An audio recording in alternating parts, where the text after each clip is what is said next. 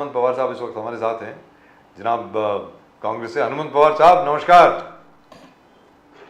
राम राम, नमस्कार। जय सिया राम, जय सिया राम, राम राम।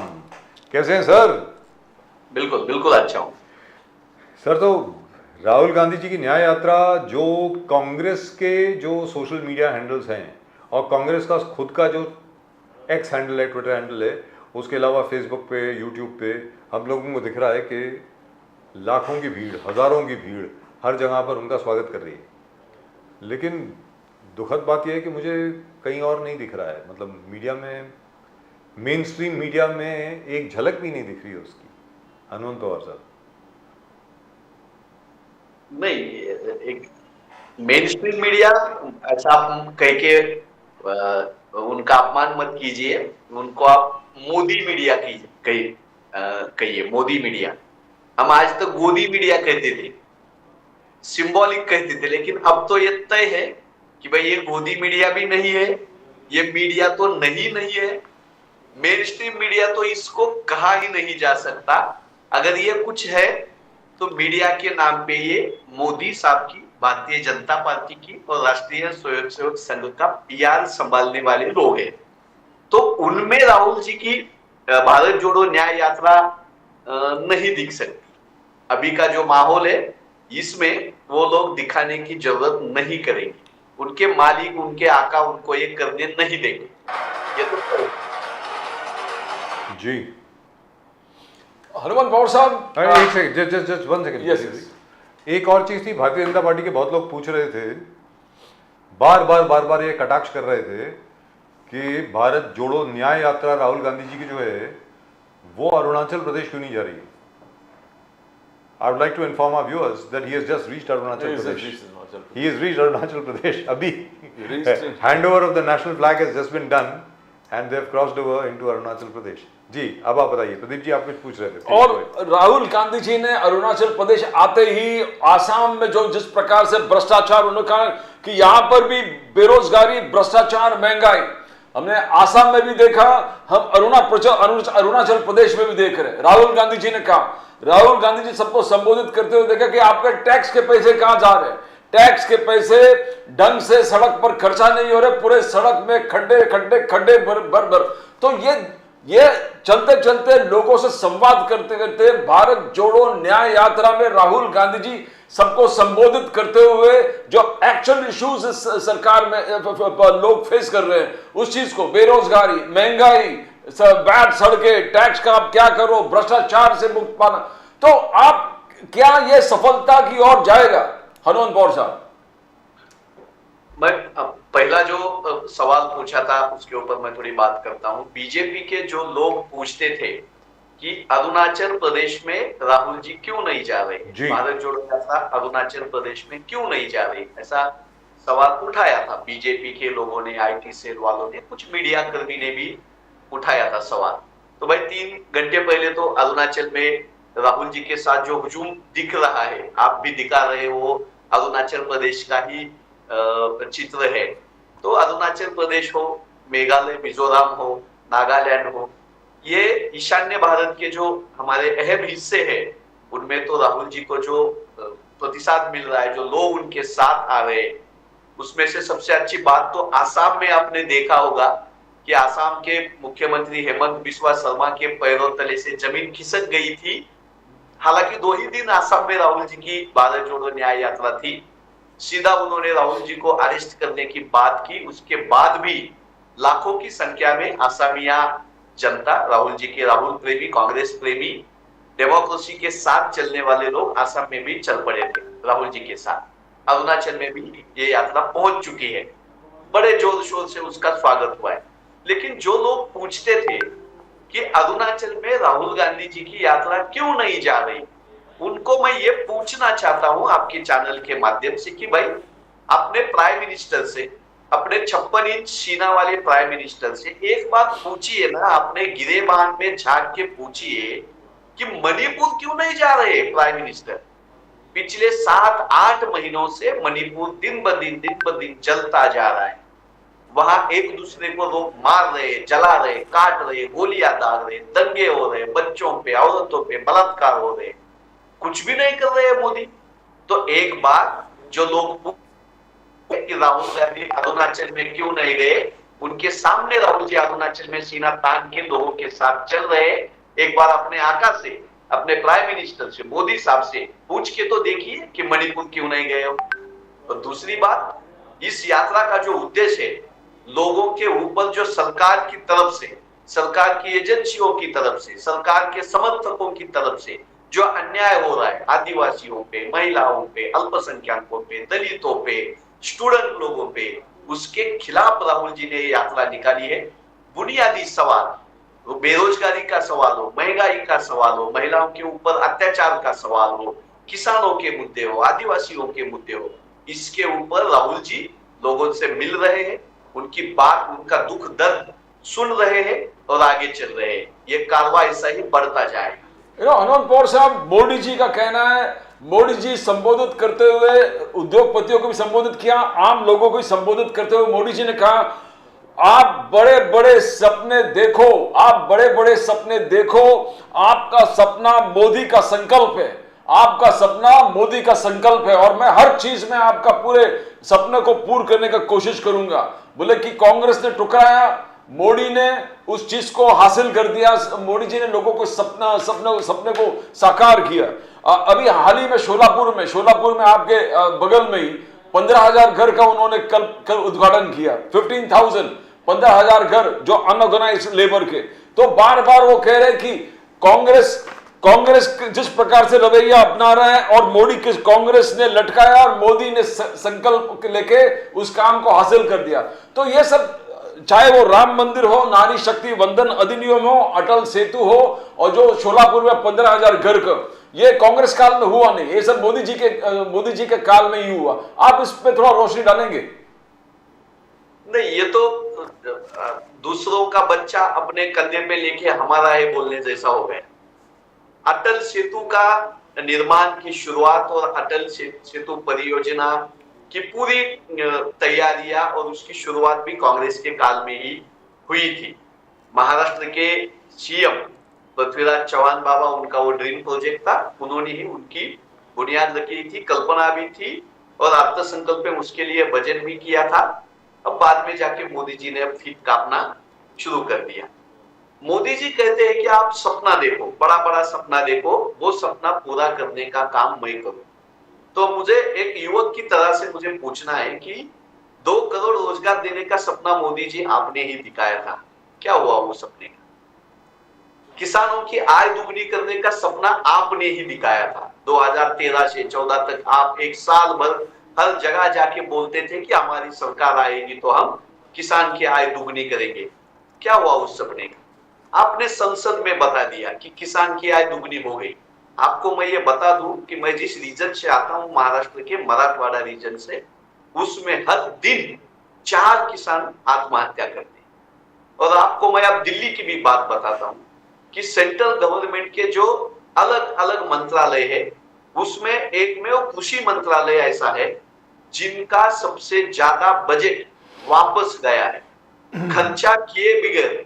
ऐसा कौन सा मंत्रालय है जिसका बजट वापस गया है? सबसे पहला नंबर है कृषि मंत्रालय का। तो आपने युवाओं को सपना दिखाया था, किसानों को सपना दिखाया था आपने, क्या हो गया उस सपने का? आपने महिलाओं पे अत्याचार बहुत हो गया, अब की बार मोदी सरकार ऐसे एडवर्टाइज किया था, ऐसा बोर्ड लगाया था, फ्लेक्स लगाया था, तो महिलाओं पे अत्याचार तो कम नहीं हुए, लेकिन उसमें बीजेपी के लोगों से, बीजेपी के नेताओं से, पार्लियामेंट में बीजेपी के बैठे हुए सांसदों से अत्याचार बढ़ते हुए हम देख रहे हैं। तो कौन सा सपना देखे हम मोदी साहब? युवाओं का सपना आप बात नहीं कर रहे हो। शिक्षा सस्ती करने की बात आपने की थी, आप प्राइवेट यूनिवर्सिटी लेके आ रहे हो। आपने महिलाओं पे अत्याचार नहीं होंगे ऐसा सपना दिखाया था, आपके लोग अत्याचार कर रहे। तो किसान हो, महिला हो, विद्यार्थी हो, इन सब पे आप पे सपने चूर चूर करने का आप पे आरोप है। 2024 को ये लोग बोलने वाले हैं, लेकिन उससे पहले ही आप कहते हो कि आप सपना देखो, मैं पूरा करने जा रहा हूं। तो आपने हमें सपना दिखाया था कि काला धन हम प्रदेश से वापस लाएंगे और हर एक के खाते में 15 लाख रुपए डालेंगे। तो वो सपना अभी तक पूरा नहीं हुआ मोदी जी, वो सपना पूरा कीजिए ये कांग्रेस का दुपट्टा निकाल के मैं बीजेपी का दुपट्टा डालता हूं, डालिए आप 15-15 लाख रुपए हर एक के खाते में। But ये भी we want to know that Modi साहब 11 दिन का टोटल अनुष्ठान, मोदी साहब खाना नहीं खा रहे, मोदी साहब खाना नहीं खा रहे हैं, मोदी साहब सिर्फ नारियल पानी में अपना पूरा दिन जीवन बिता रहे हैं। मोदी साहब सवेरे ब्रह्म मुहूर्त में उठता है और 1 घंटा राम मंत्र का उच्चारण करते हैं। मोदी जी गायों को खुद चारा खिला रहे हैं, मोदी जी गायों को खुद चारा खिला रहे हैं। मोदी जी भगवान राम ने जहां जहां जिस क्षेत्र से गए थे मोदी जी, वो सब मंदिर में जाकर अयोध्या में 22 तारीख को राम लल्ला का स्वागत करने के लिए अपने आप को तैयार कर रहे हैं, अपने आप को तैयार कर रहे हैं और सब अनुष्ठान एकदम निष्ठा से पाल रहे हैं मोदी साहब। बट कांग्रेस का कहना है कि मोदी इज डिसऑनरिंग लॉर्ड राम, मोदी जी भगवान राम का बेइज्जती कर रहे हैं, डिसऑनरिंग कर रहे हैं। और आपने कहा कि Hindu are not patent of the BJP, यानी बीजेपी ये तय नहीं कर सकता कि हिंदू किस तरह बिलीव करना चाहिए, उनके बिलीफ वगैरह। तो ये, और फिर हमने देखा कि सोनिया जी, खड़गे जी और अधीर रंजन चौधरी भी डिक्लाइन किया इनवाइट। क्या ये सही मैसेज जा रहा है? You think proper message is going on Hanumant Pawar साहब? नहीं, जब आस्था का विषय आता है, श्रद्धा का विषय आता है, धर्म का विषय आता है, तो मेरे जैसा हिंदू शंकराचार्य जी को प्रमाण मानता है। तो मैं हिंदू हूं, मेरे हिंदू धर्म के सबसे ऊपर शंकराचार्य साहब को हम देखते हैं। चारों शंकराचार्य ने इसके ऊपर बात रखी है, उनसे मैं सहमति प्रकट करता हूं, इतना ही मैं यहां कह सकता हूं। अच्छा हनुमंत पवार साहब, चलिए ये तो बात हो गई अयोध्या की, ये तो बात हो गई मोदी जी की, राहुल गांधी जी की न्याय यात्रा चल रही है। अब मुझे ऐसा लगता है कि भले आप जितना मर्जी उसको नज़रअंदाज कर दें, कुछ भी कर दें, आखिर में सबको वो दिखानी ही पड़ेगी, भले वो चाहें या ना चाहें, आगे जो हो सो हो। लेकिन मैं महाराष्ट्र के बारे में आपसे पूछ रहा हूँ कि जरंगे पाटिल साहब जो हैं वो बहुत भारी संख्या में अपने जितने भी अनुयायी हैं, जितने भी फॉलोअर्स हैं, उनको लेकर के मुंबई पहुँच रहे हैं 26 जनवरी को। उन्होंने कहा कि 3 करोड़ लोग मेरे साथ होंगे, पता नहीं 3 करोड़ होंगे या नहीं होंगे, लेकिन बहुत ज़्यादा होंगे। तो ये सरकार क्या कर रही है? मुझे ज़रा मेरी समझ के बाहर है ये। इनको मालूम नहीं है क्या होने वाला है? हनुमंत पवार साहब, एकनाथ शिंदे साहब जो सरकार चला रहे हैं जी, उन्होंने पहले दिन से मराठा रिजर्वेशन के मुद्दे पे आंखों में धूल झोंकने का काम किया। पहली बार जरंगे पाटिल जहां अनशन पे बैठे थे, बिल्कुल निहत्थे बैठे थे, अहिंसक तरीके से, संवैधानिक तरीके से वो अपनी मांग रख रहे थे, वहां देवेंद्र फडणवीस साहब के अंडर जो पुलिस है, देवेंद्र फडणवीस साहब का काम कर रहा है।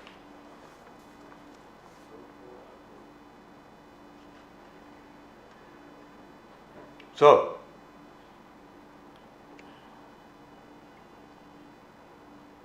There was a phone call coming Yes. from Hanood Pawar ji. but the fact is that Mr. Shinde should have been more careful. I mean, I'm not sure what's going on. Or are they working to a plan? It could be, but what sort of plan? I mean, What sort of plan that Marathas come in a united manner, they, as led by Jarange Patil ji. The OBCs come in a united manner, like how under Chagat Bhujbal ji, and both the demands are satisfied. आपको आरक्षण दे रहे हैं, but आपका आरक्षण OBC के कोटा से नहीं जाएगा, और भुजबल साहब को बोलेंगे देखिए आपने आपका आंदोलन बहुत सही है, हमने कोटा दिया, आप OBC से कोटा लिया नहीं। Why would they need to have such a huge protest march to come up to Mumbai? I mean, this can be done right there. No, I think Modi ji के पुराना की मेहनत करना, मेहनत कीजिए आप थोड़ा. You need to show that you have really worked for it before I give you something. You know, a crowd gets a life of its own. Because just a small GR will not suffice at this time. They'll need to know what have you done. Has legislation been passed? Mr. Hanood Pawar is back with us, I think. Hanood Pawar साहब, इसका solution क्या है? ये तो बताएं. मतलब एकनाथ शिंदे साहब seems to have underestimated. मुझे ऐसा लग रहा है. सुनाई नहीं दे रहा. हनुमंत पवार साहब को सुनाई नहीं दे रहा है भाई. जरा देखिए प्लीज. पवार साहब आपको आवाज आ रही है? सतीश जी जरा देखें, हनुमंत पवार साहब से बात करें. Now You know what happens is that when there's a huge crowd, when the crowd numbers hundreds of lakhs, Pradeep ji, बिल्कुल सर, बिल्कुल। then it acquires a life of its own. Sometimes, most times, it becomes uncontrollable. You know, with the best of intentions, you won't. But the way things are, I mean, the government is aware of it, and if they want the government to work in a big way, you need to But if show they the jam strength- Mumbai, you साहब need to ऐसा show है, strength in that purpose. अगर 26 जनवरी के आसपास ये लोग आज़ाद मैदान पहुंच गए और मुंबई शहर का घेराव कर दिया तो बहुत तकलीफ हो जाएगी. तो सर उससे पहले जो भी रास्ते से आ रहा है, it's going to be packed because अगर They can't stop it. Pradeep ji, they can't stop it. अगर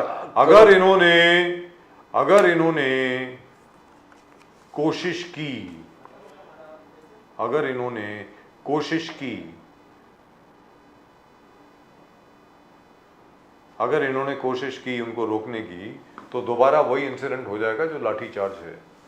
जो लाठी चार्ज वाला इंसिडेंट हुआ था वही हो जाएगा. But somehow I got a gut feeling that this seems to be working to a proper plan, and ji, I think Mr. Hanuman Pawar can probably hear us now. Yes. Hanumant Pawar ji, तो क्या हाँ, ये क्या नूरा कुश्ती हो रही है कि असल में है कुछ यहाँ पे, ये जरा बताएं.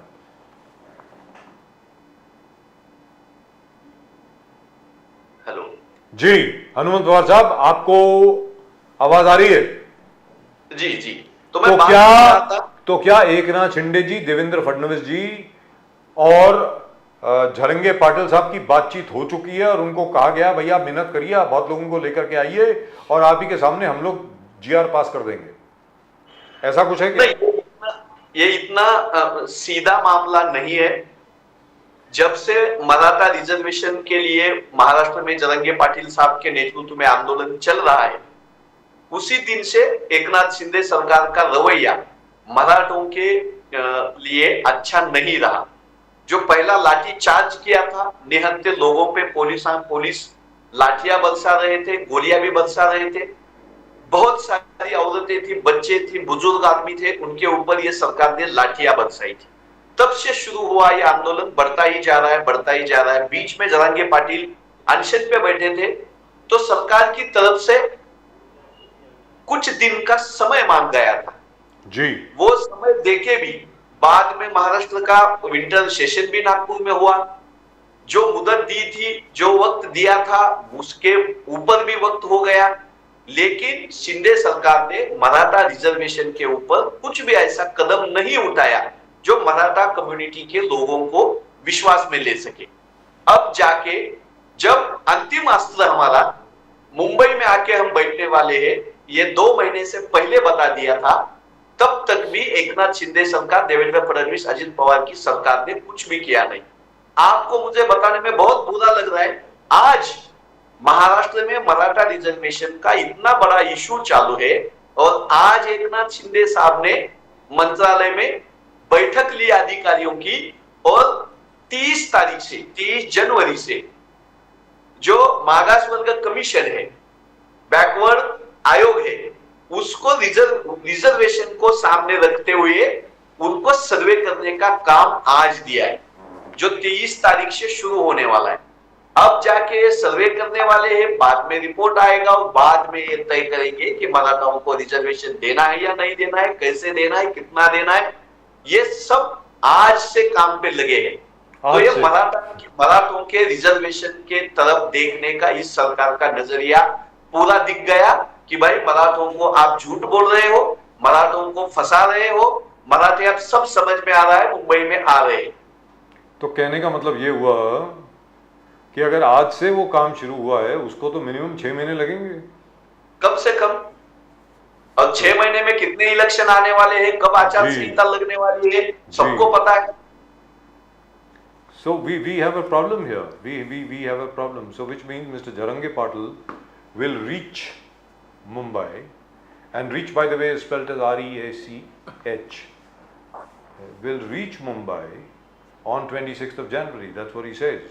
और हनुमंत पवार साहब कहते हैं कि ये नूरा कुश्ती नहीं हो रही है, ये असल में निगलेक्ट है. This is actual neglect of the demands for Maratha reservation.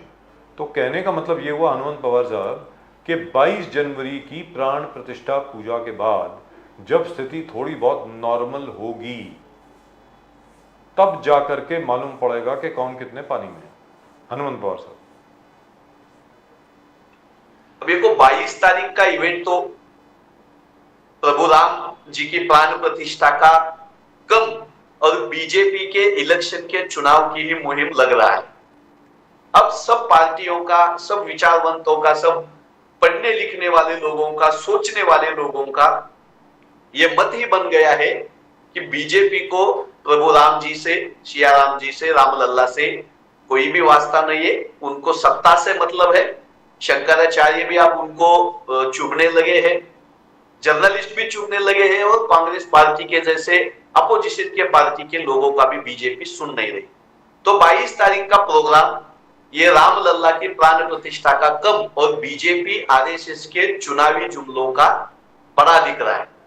तो ये हिंदुस्तान की जनता झूठ की लंका जलाने वाली है और 24 को सच का डंका बजने वाला है।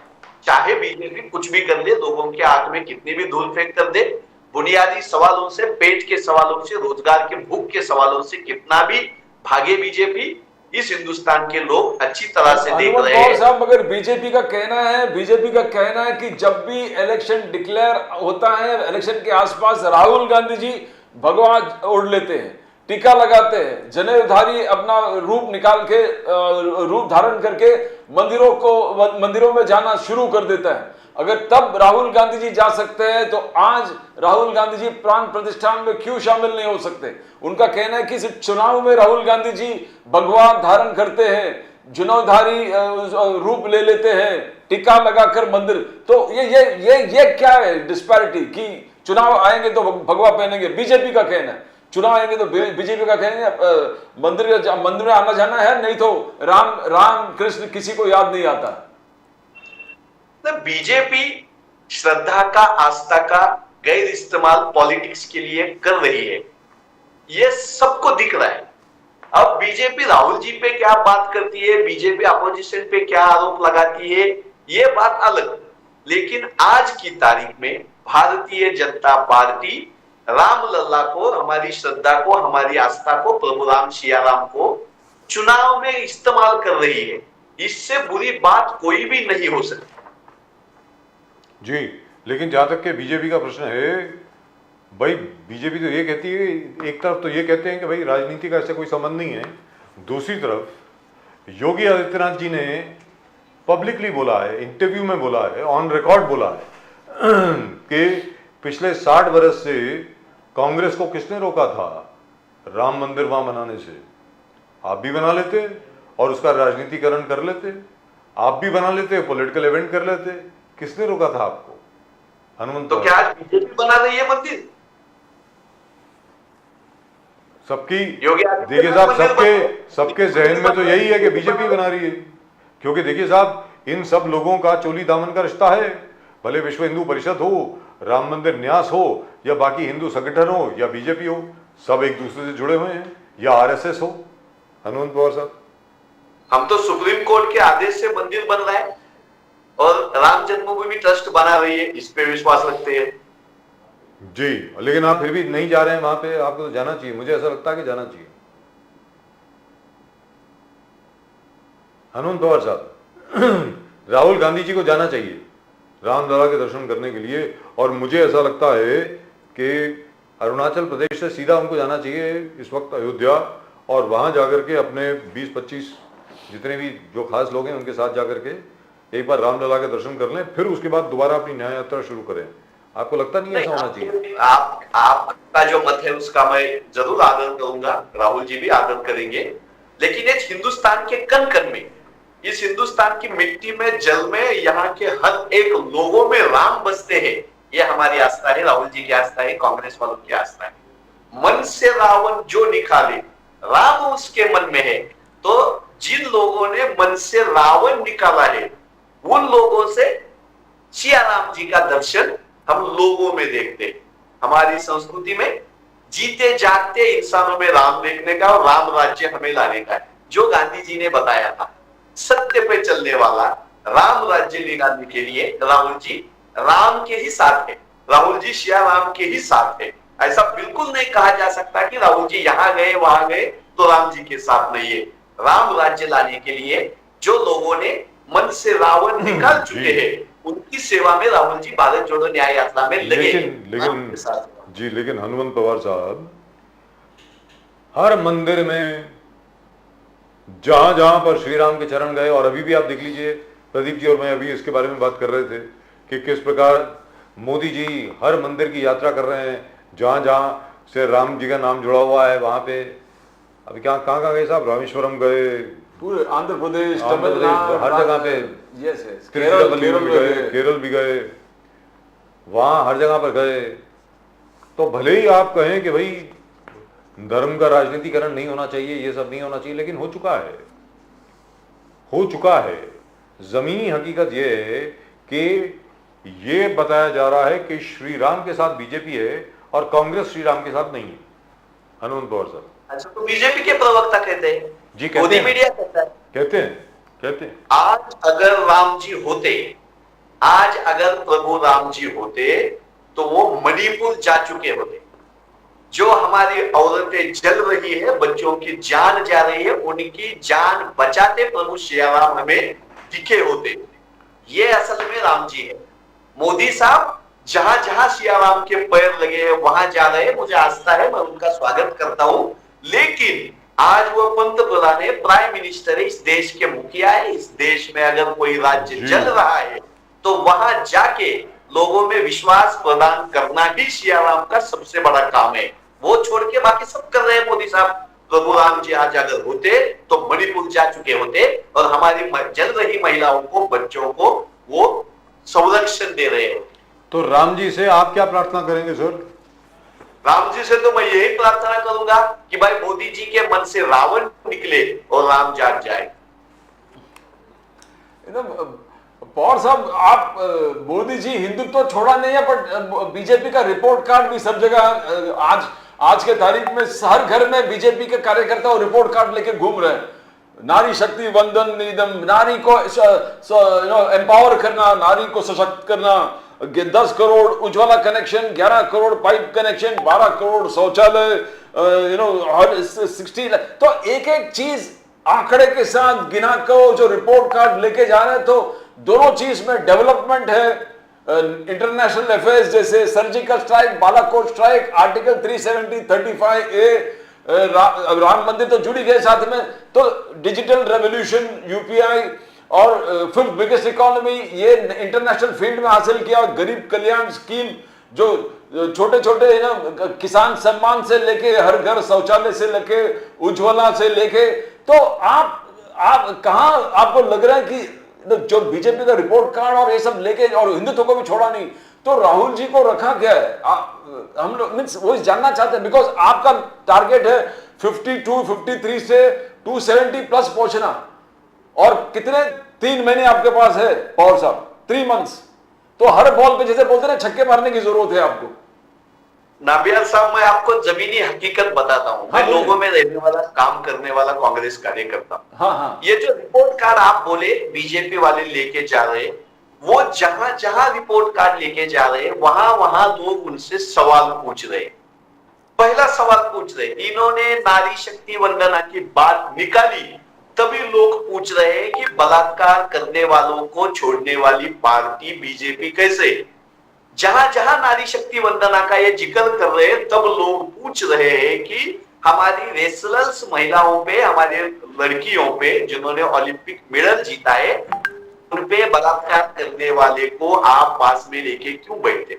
जहां जहां ये डिजिटल इंडिया की बात करते हैं, वहां वहां लोग पूछ रहे हैं कि हम भूखमरी से मर रहे हैं, हमें आना चाहिए। जहां ये विकास दल की बात करते हैं, महाशक्ति की बात करते हैं, तब जाके वहां की औरतें उन्हें पूछ रही है कि भाई सिलेंडर 1900 रुपए तक चला गया है, कब कब होगा? जहां जाके आर्टिकल 37 हमने कश्मीर में हटाया, ये बात बोलते हैं, वही लोग पूछ रहे हैं कि हमारे जवान आज भी जम्मू कश्मीर में क्यों मर रहे हैं। जहां जाके किसानों पे बात कर रहे, जहां जाके औरतों पे बात कर रहे, पढ़ाई पे बात कर रहे, 2 करोड़ रोजगार दिया ऐसा बोल रहे, तब लोग उनको बोलने नहीं दे रहे। सवाल पे जवाब बीजेपी वालों के पास नहीं है।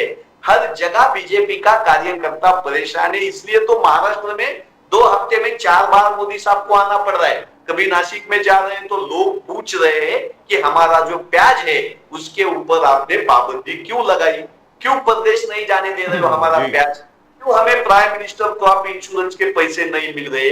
तो भाई बीजेपी वाले जा रहे हैं, ये बिल्कुल सही बात है, बड़े पैमाने पे जा रहे हैं, ये भी सही बात है, रिपोर्ट कार्ड लेके जा रहे हैं, ये भी सही बात है, लेकिन उससे बड़ा सच ये है कि बीजेपी के कार्यकर्ताओं का लोग सुन नहीं रहे, उनसे 10 सवाल पूछ रहे हैं, एक भी सवाल का जवाब बीजेपी का कार्यकर्ता नहीं दे रहा। लेकिन हनुमंत पवार साहब हाल ही में कल की बात है शायद या परसों की बात, अपने क्या नाम है उनका, मोदी जी बेंगलोर में थे, बंगलुरु में, वहाँ पर बोइंग की एक फैक्ट्री जो है वो माशाल्लाह वो क्या इनॉग्रेट कर रहे थे, तो सीधारमैया साहब भी सामने थे, तो सीधारमैया के सामने भी बेंगलोर के जो लोग थे वो तो मोदी मोदी मोदी मोदी चिल्ला रहे थे।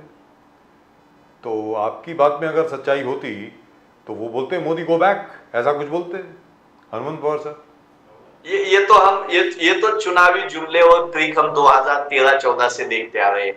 जहां जहां मोदी की सभा रहती है, चाहे विदेश में भी हो, ये कुछ लोग बीजेपी के एक्टिविस्ट इकट्ठा करते हैं, हमने देखा है। ये जब विदेश की यात्रा करके आते हैं तो दिल्ली का जो इंदिरा गांधी एयरपोर्ट है वहां वो बीजेपी के कार्यकर्ताओं को ही इकट्ठा करते हैं और मीडिया वाले दिखाते हैं कि आम लोग है, बीजेपी के लोग जाते हैं वहां चिल्लाते। देखेंगे 2024 को कौन चिल्लाता है। Right, thank you so much sir Hanumant Pawar साहब, बहुत बहुत शुक्रिया आपका। आपको भी जय सिया राम, जय हिंद, जय महाराष्ट्र, जय भवानी, जय शिवराय, जय भवानी, जय श्री राम, हर हर Mahadev.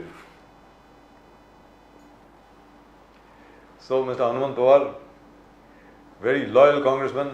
Extremely loyal. And they have been working very hard on the ground. They have been working You know very, what, very hard on the ground. but Pradeep ji, I am still not Convinced.